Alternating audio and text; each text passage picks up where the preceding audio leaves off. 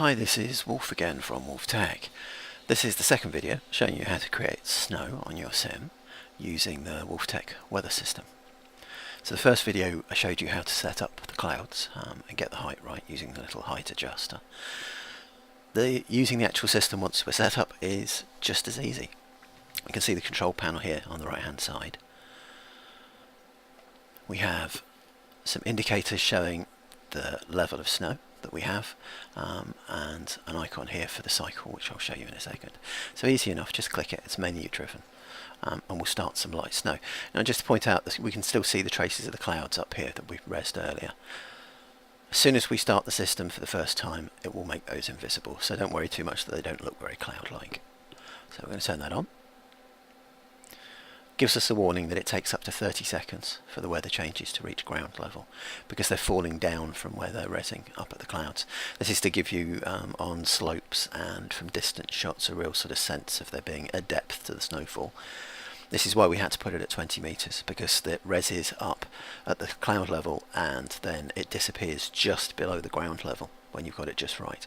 So you don't see the textures popping out as they would do if you'd got it too high, and you don't see the textures actually resing because they're 20 meters above you. We found that's about the ideal height to create as fewer particles as possible. There's still a lot of particles, especially if you make this a sim-wide system, but we wanted it to tune as much as possible. So you can see here in the background, we're just beyond the edge of it here so that we can see the control panel clearly, but you can see me standing there and the snow falling. Again, you get quite a sense of depth of that, and it's a beautiful soft fall. It's taken a couple of weeks of experimenting to get it to the point where we're really sort of happy that it feels like a very natural snowfall effect. So that's our light snowfall. Click it again and set it to medium. Okay, you can just see the new textures resing in there above us. Depending on the speed of your connection and that sort of thing, we tend to find that it's normally resed in by the time it reaches ground level, which is the other reason we have them quite high up. You don't really want to be surrounded by grey squares. And you can see the snow on that is considerably heavier than the light snow effect. It comes down fractionally faster too, to give that impression of heavier snowfall. Okay, so just about see me still through there. We can see the neighbouring sim, teal sculpture sim over there. And we'll put it on to heavy to show you that one. Again, you can see the different textures coming in. Yeah, it's actually, we've got 3 hand-drawn textures with snowflakes on them, which have taken some work to perfect to get exactly the right kind of depth that we want. Okay, and we're almost at blizzard level there. As I say, we're not actually in it at the moment. We'll go into it at the end, but I want you to be able to follow on the control panel here. But you can see, you can just barely make me out now and just see traces of the neighbouring sim. Okay, so that's the heavy snow effect if you're particularly keen on blizzards. And then we have this last icon here is the cycle thing. Now, it may be that if you're running something like a commercial sim, you might want to leave it on light snow all the time, but equally you might want it to be clear sometimes and snowing occasionally. If you're on your home sim and you're using the system, the chances are that you want it to naturally just cycle through different phases of snow, and sometimes clear, sometimes heavy, whatever. So we've created this cycle option, which gives you 6 different programs. And whenever you select that in chat down here, it will give you a list of what those programs are, and they read almost like weather forecasts really. So we've got mostly medium with patches of light, and heavy and rare clear spells. Then we've got light snow with clear spells and some medium snow, or mostly clear with light showers. Now I'm going to use program 6 because I want to show you this is the more sort of chaotic extreme. It uses all 3 of the snow densities and clear, and it jumps pretty randomly between them. Now these cycle steps normally change every 5 minutes, but for the sake of this demonstration so that you can see what it's doing, I've actually changed this one so it changes every second. So if I go on to program 6, you'll see that the green light moves under the cycle icon here, and we have an orange light instead, which shows what the weather is at this particular moment, what the clouds are actually producing. So we'll be having bands here in the background. They're all mixed together because they're only a second apart, but they're changing actually what the clouds are producing. So you can see there are thinner spots and thicker spots as it comes down. When it changes every 5 minutes, of course, it's not as noticeable. And some of those sequences at the moment, the extreme one changes almost every cycle. So every 5 minutes it will change to something else, and it can jump from clear to heavy back to clear again. Whereas the other programs are a lot smoother. So let's suppose that we want to go to the light snow. So we go to the cycle and program 2, which is light snow with clear spells and some medium. Okay.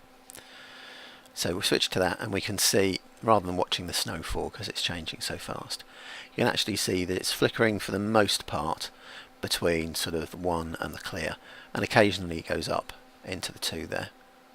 Okay. There's actually 50 steps in each of these cycles that have been worked out to create quite a natural sort of effect. And out of those 6 programs, there's bound to be one in there that does the sort of thing that you want your snow to do, and you can just switch it on and leave it on then. Now, talking of switching it on and leaving it on, let me just put it back to program 1, or light snow rather. So the green light's under there, it's not under the cycle thing anymore, so it will just stay at this level. Okay. Now you may have noticed down in the bottom right corner of the control panel, once that text gets out of the way, let's move the panel up a little so you can see it. In the bottom right hand corner of that panel you can see a little green padlock. By default, the system is locked, which means that only the owner can change the settings. That's one of the advantages of having the cycle thing there, so you can just put it onto a natural cycle that you want and then just leave it. But if you're using the system at home and you want other people who live with you or friends or whatever to be able to change the snow system, then we can just unlock it. We click on the menus, there's a tools option, and there's a lock and unlock button. So if we unlock it, the little green padlock disappears, and now anyone can use this system. They can't lock it, but they can change the weather. Okay. The last option on here to mention is, you can turn it off, obviously I should say. That's one of the levels, there's an off option. But if we go in here, the other thing we can do is we can click and edit under the tools menu. Now what that does, that actually stops the snow from falling. It still takes, you've still got to wait for the existing snow to fall out the way. But what that has done is that's brought us those clouds back, as you can see at the top. So if you want to add some more or move them around or make any adjustments or that sort of thing, or for that matter if you decide to take the system out, you can just go into the edit mode, it will automatically turn it off and it shows the clouds for you again up there so that you can adjust them. So that's basically it. I'm going to put it back onto light mode again. If you leave it on a constant mode, you don't even have to leave the control panel out. If you've got it on a cycle, you do, because the control panel is what's actually changing that cycle all the time. But I'm going to leave it on light snow as a demonstration, and I'm going to take the control board away. And those clouds will carry on making light snow up there. Okay, and that's it. Fairly simple to set up, as you saw in the last video. Pretty easy to use. You've got the option of constantly one particular level or using those 6 different programs to create the kind of natural effect that you like. Very easy to use, very easy to set up, and adds what I think is a beautiful snow effect to finish off your winter sim build. Goes beautifully with our winter planter, but it will work with any winter build really. So that's it. It's that simple. Thanks a lot for watching. Bye bye.